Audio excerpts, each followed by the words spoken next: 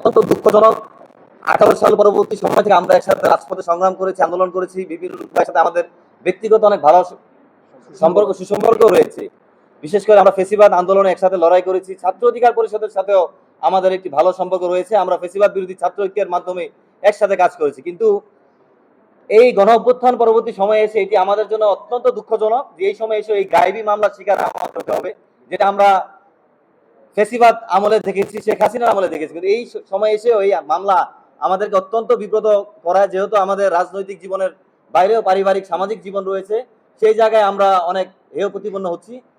আমি বিশ্বাস করি আজকের এই আমাদের এই সংবাদ সম্মেলনের পরে গণ অধিকার পরিষদ এবং ছাত্র অধিকার পরিষদ যদি তারা এটা কোনো ভুল হয়ে থাকে, তাদের কোনো ভুলের প্রেক্ষিতে এটা করে থাকে, তারা তাদের ভুল সংশোধন করে নেবেন এবং জাতির সম্মুখে সেই ব্যাখ্যা তুলে ধরবেন যে আসলে তাদের ভুল হয়েছে কিনা। আর যদি কোনো রাজনৈতিক উদ্দেশ্য থাকে সেটি আমরা রাজনৈতিকভাবে প্রতিহত করবো ইনশাআল্লাহ। ধন্যবাদ।